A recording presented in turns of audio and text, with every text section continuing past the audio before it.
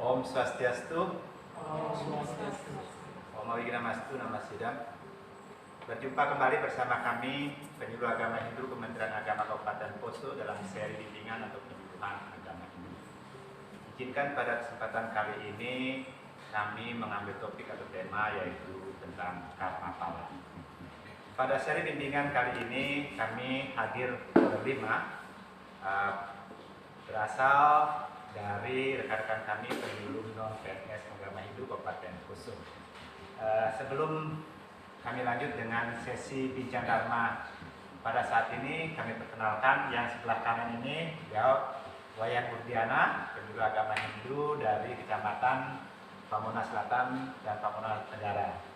Kemudian sebelah kanan saya juga Bapak Ketut Alit Udayana dari penyuluh agama Hindu Kecamatan Pamunas Barat. Dan kemudian sebelah kiri saya ada Gita dari penyuluh agama Hindu wilayah Poso Pesisir Utara, dan yang berikutnya Komang Sukanada, beliau penyuluh non PNS wilayah Pamunas Selatan Tenggara. Baik, pada kesempatan kali ini bincang-bincang ringan mengenai seputaran karma pala. Jadi dalam kehidupan kita sehari-hari, khususnya kita di kepenyuluhan, gitu kan, pasti kita salah satu materi yang biasa kita dapatkan atau kita sampaikan kepada masyarakat adalah satu karma pala, kan gitu ya. Dalam kehidupan bermasyarakat biasanya ada orang rajin sembahyang tapi miskin, kemudian ada banyaklah fenomena tentang karma itu. Ya, coba mungkin kira-kira apa pendapat rekan-rekan semuanya tentang karma pala? Mungkin Komang dulu silakan. Kira-kira apa itu karma ya, supaya bisa nanti kita elaborasi dan kita sampaikan ke masyarakat. Terima kasih atas kesempatannya. Karma Mungkin pala. bisa buka maskernya ke apa? Ya. Ya. Dimana sering kita banyak dengar karma pala itu hasil dari perbuatan. Apa yang kita tanam itu yang akan kita hasilkan.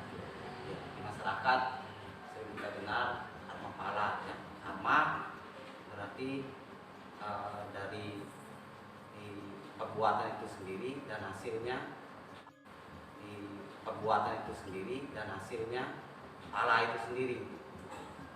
Sering di masyarakat bagaimana setiap orang itu menilai seseorang. Banyak di masyarakat kita, misalnya contohnya saya menilai seorang dalam diri saya, oh ini orang ini begini, padahal dalam diri saya belum tentu bisa menilai diri saya sendiri, kalau bukan orang lain, begitu.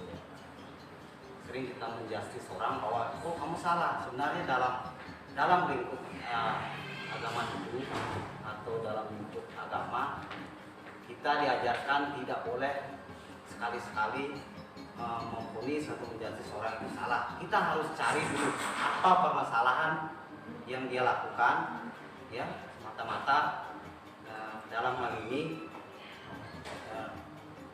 dalam kehidupan sering di masyarakat itu, apalagi terutama untuk generasi penerus, ya, untuk generasi penerus kita yang sekarang, terutama yang kaum muda, banyak sekali kesalahan itu banyak diperbuat tapi mereka tidak sadari. Misalnya, kurang menyadari. Terutama dari bangku sekolah, misalnya dari kecil. Nah, dari kecil itu kan kalau di sekolah, misalnya guru yang mengajarkan akhlak, bagaimana seorang anak itu, kalau di rumah kan tanggung jawab orang tuanya. Nah, biasa guru itu, terus terang saya juga merangkap sebagai guru di sekolah, sangat dibilang ribet untuk kasih tahu bahwa anak-anak ini perbuatan yang begini, hasilnya akan begini, kamu dapat. Gitu. Ya, mungkin itu. Jadi itu ya, bahwa karma pala itu adalah hasil dari perbuatan gitu. Apapun yang kita buat, pasti itu yang kita hasilkan, apa yang kita tanam gitu, dapatkan gitu. Nah sekarang mungkin kita ya, kemudian kan dalam kehidupan kita sehari-hari ini ada beberapa jenis karma pala itu kan gitu ya. ada yang mengatakan terdahulu, sekarang, yang akan datang dan sebagainya. Coba mungkin bisa dijelaskan ya.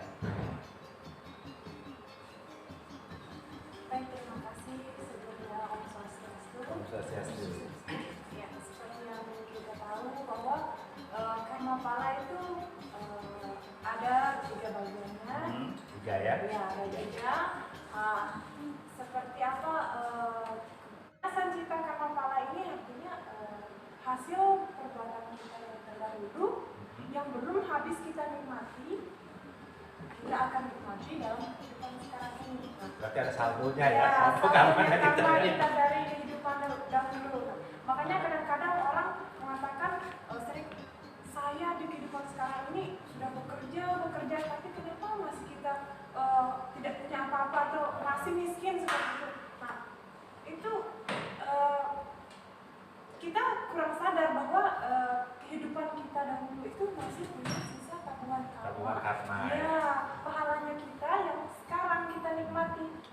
Terus yang kedua ada yang namanya prarabdha karma pala, yang mana perbuatan yang kita lakukan sekarang hasilnya sekarang juga yang kita nikmati. Berarti instan ya? Ya, instan, sama halnya bisa berbuat langsung terima. Sekarang kita terima hasilnya. Contohnya saja ketika kita bermain api, kita terkena api, kita kena panasnya sekarang. Seperti itu adalah salah satu contoh perbuatan sekarang yang kita dapat sekarang. Begitu juga yang ketiga yaitu kriya mana karma pala, yang mana sekarang kita berbuat atau saat ini kita berbuat, kita tidak sempat menikmati dalam kehidupan ini, tabungannya itu kita akan nikmati dalam kehidupan berikutnya. Seperti itu. Jadi ketika kita berbuat sekarang, hasilnya kita akan nikmati yang akan datang. Oleh karena itu makanya kita dalam kehidupan sekarang ini bagaimana caranya supaya berbuat untuk bagaimana kehidupan kita ke depan, dalam kehidupan berikutnya itu supaya hasilnya baik, seperti itu, supaya hasilnya itu lebih baik karena dari karma palanya kita terdahulu yang kita nikmati sekarang. Nah, seandainya kita merasa sekarang ini kenapa saya berbeda daripada yang lainnya, kenapa dia itu gagah, dia itu cantik, sedangkan saya seperti ini, bagaimana? Nah, karena itu hasil terdahulu. Nah, sekarang bagaimana caranya kita supaya kehidupannya kita itu nanti dalam kehidupan berikutnya itu lebih baik ya? Jadi sekaranglah kita berbuat yang baik, seperti apa yang kita inginkan. Karena di karma pala ini mengajarkan apa yang kita perbuat itu yang akan kita tunaikan ya. Iya, seperti itu Pak. Jadi saja. Berarti sama seperti untuk Ya, tabur. ya. Baik.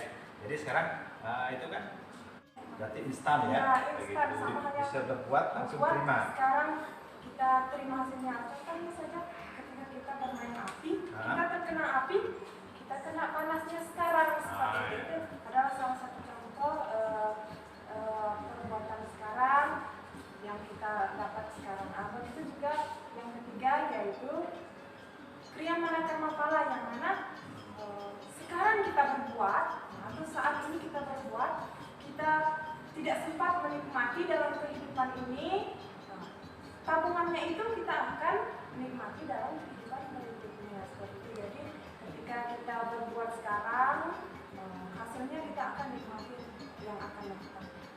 Oleh karena itu makanya kita dalam kehidupan sekarang ini bagaimana caranya supaya berbuat untuk bagaimana kehidupan kita ke depan, dalam kehidupan berikutnya itu supaya hasilnya baik, seperti itu, supaya hasilnya itu lebih baik karena dari karma palanya kita terdahulu yang kita nikmati sekarang. Nah, seandainya kita merasa sekarang ini kenapa saya berbeda daripada yang lainnya, kenapa dia itu gagah, dia itu cantik, sedangkan saya seperti ini, bagaimana? Nah, karena itu hasil terdahulu. Nah, sekarang bagaimana caranya kita supaya kehidupannya kita itu nanti dalam kehidupan berikutnya itu lebih baik ya? Jadi sekaranglah kita berbuat yang baik, seperti apa yang kita inginkan. Karena di di karma pala ini mengajarkan apa yang kita perbuat itu yang akan kita tunaikan ya. Iya, seperti itu Pak. Mungkin itu saja. Berarti sama seperti hukum itu. Ya, Apa tuh? tabur Apa tuai. tabur tuai? Ya. Baik. Jadi sekarang itu kan udah konsepnya gitu ya. Nah, mungkin sekarang bisa tadi gambarkan kira-kira contoh-contoh dari karma itu yang misalnya bisa kita bisa kita contoh atau kan misalnya kita bisa lihat daripada karma pala itu. Nah, siapa yang bisa kira-kira? Valid ya, silakan. Ini pertama-tama sama-sama Om Swastiastu. Baik, Bapak Ibu terkantor dulu. Seperti yang kita ketahui, seperti yang dijelaskan tadi, bahwa karma pala itu ada 3 bagian. Nah, karma pala yang contoh-contoh dalam kehidupan sehari-hari, misalnya karma pala yang tabungan yang terdahulu belum sempat kita nikmati sekarang, misalnya saja contoh pada kehidupan terdahulu seseorang itu berbuat korupsi, namun di situ belum sempat ia menikmati. Sebagaimanapun orang menilai kita, jangan pernah kita berhenti untuk berbuat baik, karena itu merupakan suatu tabungan karma kita untuk ke depannya. Jadi apapun selalu kita selalu berusaha ya. Selalu berusaha. Baik. Jadi itu selalu berusaha untuk berbuat baik. Nah sekarang kan ada fenomena kayak miskin, geng bagus, ngecek teror gitu kan. Apakah kira-kira mungkin itu pengaruh karma atau memang apa itu ya? Sedangkan kan seperti kata-kata di Saudara Alif yang walaupun banyak kerja seperti Komang katakan ya, itu akan mempengaruhi itu. Nah itu bagaimana pengaruhi kelahiran kita menjadi misalnya sekarang jadi orang baik tidak pernah berbuat baik akan jadi orang jelek gitu misalnya itu. Nah, bagaimana menurut Pak Wahya? Silakan. Iya, terima kasih sebelumnya. Om Swastiastu. Semua mengucapkan sama-sama ya. Terkait dengan karma pala, ya sudah apa itu karma, apa itu pala. Sehingga inilah yang menjadikan dasar kita sebagai umat Hindu tentunya, dan begitu pula di sekolah-sekolah diajarkan, diberikan dasar. Pada saat ini dalam pendidikan budi pekerti yang diterapkan dalam pendidikan sekarang, diberikan dasarlah ajaran karma pala ini di kelas 4. Kenapa yang demikian dilakukan? Sehingga ini menjadikan dasar bahwa anak-anak kita ke depannya memahami apa karma dan pala itu sendiri. Seperti tadi sudah dijelaskan saudara dan saudara kita, begitu juga dengan hasil karma. Termasuk tadi terkait dengan jegek bagus, kaya miskin, apakah ada identiknya hubungannya kedua ini? Nah, ini tentunya sesuatu hal yang tidak bisa dipisahkan. Nah, tadi saya sampaikan karma pala ini adalah bagian yang ketiga dari dasar keyakinan umat Hindu, terutama di Nusantara. Jadi inilah yang mendasarkan seseorang yang beragama Hindu di Indonesia tentunya meyakini adanya hukum karma. Nah, hukum karma ini menentukan kelahiran selanjutnya dan kelahiran samsara di bagian dasar strada kita yang keempat itu. Itu yang menjadikan kita ini satu kesatuan, percaya dengan Tuhan. Ini dasarnya mana? Karma pala. Percaya dengan Atman yang ada dalam diri kita, yang terbelenggu dengan aktivitas yang kita lakukan hari-hari, berbuat yang baik, berbuat yang buruk, ini dibelenggulah. Ini dasarnya muncullah yang namanya karma pala ini sendiri. Karma pala ini hasil perbuatan yang kita lakukan, hubungannya kedua ini. Ini tentunya sesuatu hal yang tidak bisa dipisahkan. Nah, tadi saya sampaikan karma pala ini adalah bagian yang ketiga dari dasar keyakinan umat Hindu, terutama di Nusantara. Jadi inilah yang mendasarkan seseorang yang beragama Hindu di Indonesia tentunya meyakini adanya hukum karma. Nah, hukum karma ini menentukan kelahiran selanjutnya dan kelahiran samsara di bagian dasar strada kita yang keempat itu. Itu yang menjadikan kita ini satu kesatuan, percaya dengan Tuhan. Ini dasarnya mana? Karma pala. Percaya dengan Atman yang ada dalam diri kita, yang terbelenggu dengan aktivitas yang kita lakukan hari-hari, berbuat yang baik, berbuat yang buruk, ini dibelenggulah. Ini dasarnya muncullah yang namanya karma pala ini sendiri. Karma pala ini hasil perbuatan yang kita lakukan membelenggu Atman ini, yang menentukanlah yang namanya kelahiran kita kembali. samsara, punarbawa yang disebut istilah dua hal ini. Kemudian menjadikan dia, ketika kita sadari semua hal ini, menjadilah dia yang disebut dengan moksa. Bisa bersatulah diri kita, atman kita yang ada dalam diri tanpa lagi terbelenggu yang namanya sifat nyaman yang menyebabkan diri kita bisa lahir kembali atau diikat oleh karma wasana yang istilahnya ada hukum karma pala itu. Jegek dan bagus ditentukan, cacat dan sempurna ditentukan dalam karma pala itu. Sehingga pada saat kita berperilaku saat ini, pada saat kita berbuat pada kehidupan yang saat ini sesuai dengan ajaran sastra kita dalam ini, di dalam Bhagavad kita dijelaskan bab 4 dinyatakan bahwa berlakulah, bekerjalah sesuai dengan karma yang akan datang dari kita. Itu yang dasar kita lakukan.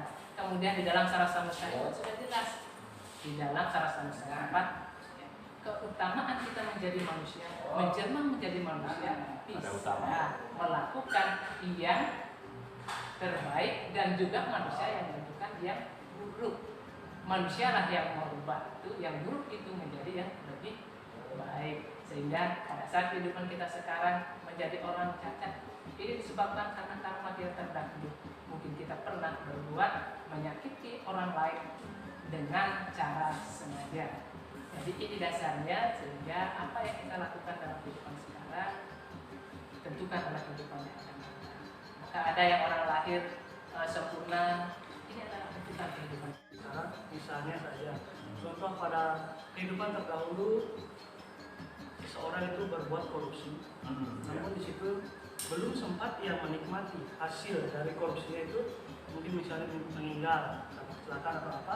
Nah, proses itu ya. Proses, sehingga dia pada saat kehidupan inilah dia akan sengsara, misalnya kehidupan sudah banting tulang, kerja, mencari nafkah sana kemari, namun kehidupannya masih tetap seperti itu saja. Tidak ada perubahan, Tidak ya, ada walaupun perubahan. misalnya banyak harta tapi Banyak harta. cepat juga habis itu ya. Cepat juga habis. Nah, mungkin itulah salah satu contoh karma pala. Kemudian untuk kehidupan saat ini, misalnya karma pala yang begitu instan, yang seperti tadi dikatakan, misalnya sekarang kita memukul seseorang, tanpa kita sadari besok ada yang memukul kita, itu adalah karma pala yang instan, yang kita Langsung buat terima, sekarang gitu langsung ya. kita terima juga seperti itu. Kemudian yang terakhir karma pala yang sekarang kita berbuat, namun pada kehidupan yang akan datang baru kita terima. Itu yang mungkin masih menjadi pertanyaan karena kita belum tahu bagaimana Alam sana, alam ya. sana, Iya. bagaimana kita menerima hasil dari perbuatan kita pada kehidupan akan datang tersebut. Nah, perlu juga yang sampaikan sedikit bahwa kenapa kita sebagai umat Hindu itu harus mempercayai karma pala. Iya. Itu adalah karma pala itu adalah salah satu dasar dari 5 dasar keyakinan agama Hindu, karena itu tidak bisa dilepaskan dari keyakinan kita bahwa karma pala itu ada, nyata adanya. Jadi sekarang sering kita melihat di masyarakat di lapangan bahwa wah dia sudah berbuat ini, wah tunggu karmanya. Tanpa misalnya dia berbuat jahat sama kita, oh tunggu karmamu, jangan sampai seperti. Padahal kita tidak tahu, mungkin kehidupan terdahulu kita mempunyai kesalahan seperti itu juga. Jadi karma kita yang menikmati karma yang terdahulu, tapi kita berharap orang yang misalnya melukai perasaan kita mendapat karma ke depannya seperti itu. Itu tidak pernah kita sadari bahwa kehidupan terdahulu itu kita bagaimana kita berlaku pada orang sehingga pada saat sekarang ini kita juga diperlakukan seperti itu. Nah, kalau dari saya pribadi, sebagaimanapun orang menilai kita, jangan pernah kita berhenti untuk berbuat baik, karena itu merupakan suatu tabungan karma kita untuk kedepannya. Jadi apapun selalu kita selalu berusaha ya. Selalu berusaha. Baik. Jadi itu selalu berusaha untuk berbuat baik. Nah sekarang kan ada fenomena kaya miskin, geng bagus, ceng teror gitu kan. Apakah buruk? Manusialah yang merubah itu, yang buruk itu menjadi yang lebih baik. Sehingga pada saat kehidupan kita sekarang menjadi orang cacat, ini disebabkan karena karma kita terdahulu. Mungkin kita pernah berbuat menyakiti orang lain dengan cara sengaja. Jadi ini dasarnya, sehingga apa yang kita lakukan dalam kehidupan sekarang tentukan oleh kehidupan yang akan datang. Maka ada yang orang lahir sempurna, ini adalah tentukan kehidupan kita. Kita sering menolong, sering beriarnya, selalu membantu orang yang membutuhkan kita. Tentunya kita akan dilahirkan, diberikan kesempatan lahir menjadi orang yang dermawan, menjadi orang yang tampan, menjadi orang yang cantik. Itulah dasar-dasar kita melaksanakan perilaku kita dalam kehidupan sehari-hari. Itu kaitan eratnya. Jadi antara karma, bulan bawah dengan moksa ini berkaitan sekali ya. Jadi semuanya saling berkaitan ya. Jadi Karma bukan kelahiran, sih akan menyebabkan moksa. Jadi pada prinsipnya hukum karma ini adalah sesuatu ajaran agama itu yang bersifat sangat adil sekali, ya sangat adil sekali. Kenapa seperti itu kan begitu? Karena hukum karma ini siapa yang berbuat, apa yang diperbuat itu juga hasilnya kan sendiri. Maka jadi apapun yang kita lakukan dia tidak akan mengkhianati hasilnya kan gitu ya. Jadi pada prinsipnya bahwa hukum karma itu bersifat adil dan mau tidak mau apapun yang kita perbuat tidak akan kita perbuat. Maka kita harus selalu dalam kehidupan ini selalu bersyukur begitu ya. Selalu bersyukur dengan keadaan kita, apapun yang kita lakukan, kita kerjakan. Ya mudah-mudahan kita sebagai menginspirasi supaya kita selalu bisa berbuat baik kan gitu ya. Pada prinsipnya hukum karma itu salah satu bagian dari Pancaselada, selada yang ketiga, ya kan? Percaya adanya hukum karma. Ya. Kalau ini yang kita bisa lakukan, nah mudah-mudahan ini bisa ditularkan, bisa diberikan kepada masyarakat kita supaya lebih paham lagi, lebih percaya lagi tentang ya ini dari salah satu bagian kita. Jadi demikian bincang singkat kita, mudah-mudahan nanti ke depannya kita bisa lagi membuat konten-konten yang lebih baik dan menginspirasi. Bapak Ibu Mas Dharma yang berbahagia dalam memberikan persoalan Dharma, demikian bincang-bincang Dharma singkat pada hari ini. Mudah-mudahan bermanfaat dan sampai jumpa pada seri bimbingan atau penyuluhan berikutnya. Kita akhiri dengan